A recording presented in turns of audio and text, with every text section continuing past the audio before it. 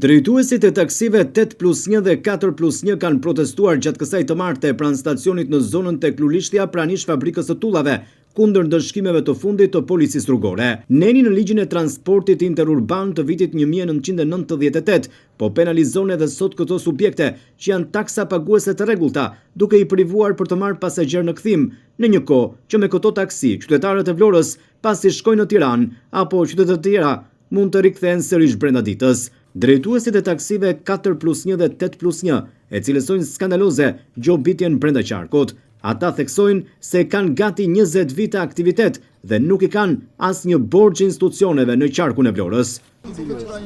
Atëre problemi jon është ne kemi krijuar një punë prej 20 vitesh, të paktën unë jam taksapagues i Vlorës, me taksin isha 8+1, u bëra 4+1 për mungesë të njerëzve që po firojnë ditë për ditë nuk ka. Dhe këta pak njerëz që ne me zi kemi, dhe këta pak njerëz ne duhet na penalizojnë. Që është turp për natë zi, të është turp. I bie që këto licenca që kemi dhe këto makina i kemi bler prej 10-15.000 eurosh, ti dorëzojmë dhe të na gjejmë punë që nesër hati japim licencat. Të s'kemi çfarë bëjmë. Është turp që të penalizohesh brenda qytetit të Vlorës. Është s'ka më. Është fundi, nuk ka më. Kupton? Se është punë e kryer, nuk kemi kundra as autobusave, as një lloj gjëje, po nëse unë kam kryer një punë dhe mua më do populli, më do pasagjeri, klienti që kam, unë e marr me telefon. Këtë telefon, unë po ta jap ty telefonin, mbaj 24 orë këtë telefonin tim dhe sa pasager do të marrin. Tani sa klient dhe kjo është që edhe është turp që kjo gjë të penalizohet. Ore, e di si është më shkurt fare. Nesër do dal Uberi, që është në çdo vend botës. Dhe këtu në Uber i bie që unë mos pagoj as taksa më, as një lloj kontributi dhe unë punoj për qejf, se kështu i po i bie. Unë futem në Uber dhe nuk kam nevojë fare më. Po është turp që ne pagojmë gjithë ta burra që shikoni këtu, janë taksapagues dhe nuk ka asnjë që të ketë një mungesë të paktën 10.000 lekë të jetë debitor në shtet. Me neve lëvizin edhe debutet të gjithë janë gjendje të informuar për këtë situatë kaotike, që është krijuar me taksit 4+1 dhe 8+1. Kërkojmë zgjidhje që të na lënë të punojmë në kushtet normale, pa frikë. Çfarë ka ndodhur ditët e fundit? Ditët e fundit janë penalizuar disa subjekte për pasagjer në kthim. Është një nen i 98-s, këtu e 30 vjet më parë dhe tek ai nen kapet. Dakor, taksia është 4+1, unë kam krijuar klientelën time prej 15 vjetësh, më telefonon dhe jam i detyruar t'i përgjigjem. Jemi mbi 30 subjekte që japim shtetit me llogari që kanë bërë rreth 50 milion në vit me të gjitha taksat, me sigurime, me KSH, me taksimetre, me komoditet që kemi ne dhe vetëm bashkia nga ne merr 2 milion në vit, pa bërë asnjë lloj investimi ka këtij shërbimi. Pra jemi në kushte skandaloze, mund të thosh, mos ta them në mënyrë vulgare, nëpër qytet që i gjejmë njerëzit. Janë ata që na mbajnë gjallë neve, njerëzit, populli i Vlorës, qytetarët, fëmijët në shkolla, se të gjithë zotërinj fëmijët me ne nisim. Nuk kemi krijuar asnjë precedent shqetësim karshi shërbimit të tyre, janë normalisht të kënaqur. Ditët e fundit është ngrit një aksion, le ta themi, nga ana e policisë rrugore në bashkëpunim me institucionet e bashkisë, drejtorit për kace, janë penalizuar disa shoferë taksish, të cilët kanë mbi 17 vite që operojnë në qytetin e Vlorës, janë të licencuar. Tani ka një problem, sepse në ligj, domethënë është një nen i cili penalizon për pasagjer në kthim. Por, ne kemi 17 vite që operojmë, kemi klientelën tonë. Po ta marrim rastin sepse gjithë kjo indicie ka nisur nga momenti që stacioni i autobusave ka shkuar te rruga e Burgut. Dhe ne nuk pajtojmë dhe ne me këtë sepse realisht ndoshta është larg nga qyteti, nuk duam t'i futemi kësaj teme.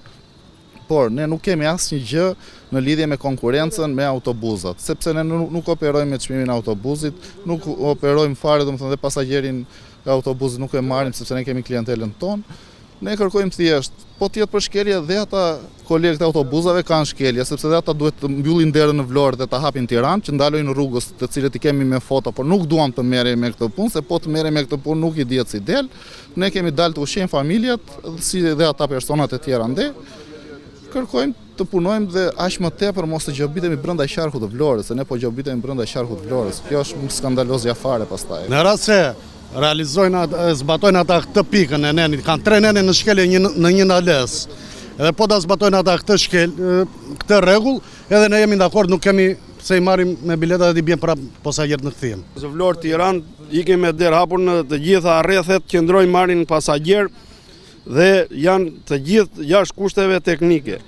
As ngroje, as ftoje dhe duan të konkurojnë me ne, që ne kemi investuar me gjak në shërbimi taksi që ofrojmë qytetarëve. Ne marrim deputet, marrim gazetar, marrim profesora, në të gjithë që i çojmë në Tiranë.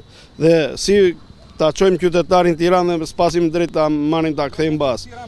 Në të gjithë Shqipërinë ne do të vemi në fal. Dhe shteti që del të zbatoj ligjin, le ta zbatoj, po jo vetëm kashi neve, dhe kashi atyre që janë të gjithë jashtë kushteve teknike. Autobusi s'duhet të jetë me tek gomë, s'duhet të jetë me një derë, duhet të ketë 2 dyer të shërbim qytetarit, duhet të jenë të gjithë të pajisur me çekiça në rast aksidenti, të thyen xhamat, mos ketë rrezik vdekje, siç i do gjë në Fushkruj atje 5 qytetarë dhe asnjëri nuk u ndëshkua para ligjit dhe kooperon dhe kallzon për neve taksit. Dhe gomat i kanë tullumbace, të dali policia t'i kontrollojë dhe për gomat i kanë një gomë tullumbace, një tjetër dhe një tjetër. Urdhro, në mes autostradës ka ndaluar ky zotëria e autobusit. Por nuk duam të merrem me këtë, se si dihet si delës. E vuajmë ndër vite këtë histori. Jo kthimi bosh, jo kthimi bosh, jo kthimi bosh. Normalisht, kjo është e parashikuar në ligj. Mirë po nuk funksionon, sepse ka një arsye që nuk funksionon. Ne jemi taksi që nisemi nga Vlora.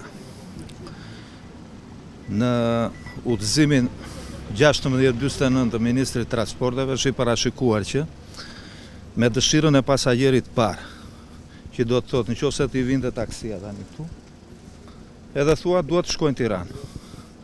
Unë kam detyrimin ligjor që ty të pyes, të të them, do e marrësh taksin vetëm, apo do të marrim pasagerë të tjerë, sepse është e parashikuar në udhëzimin 1649. Ti bje dakord që unë të marr të tjerë. Dhe gjatë kohës që unë e të rrim këtu, presim vinë dhe të tjerë dhe shkojnë. Një pjesë e këtyre pasagerëve kthehen përsëri me ne. Në ligj është e parashikuar që ne të marrim një faturë diku te një agjenci. Mirë, po kjo prap bie ndesh po me udhëzimin që unë përmenda. Sepse për të marrë një agjenci e para njëra ajo duhet jetë hapur. Shërbimi taksi funksionon 24 orë. Ashtu. Unë ku do ta gjej? Në momentin që ti vin dhe më faturon mua. Ne jemi shërbim taksi Bashkisë Vlorë, që shërbejmë qytetarëve të Bashkisë Vlorë. Ashtu. Dhe jemi jashtë, jemi te fabrika tullave. Jemi në fund.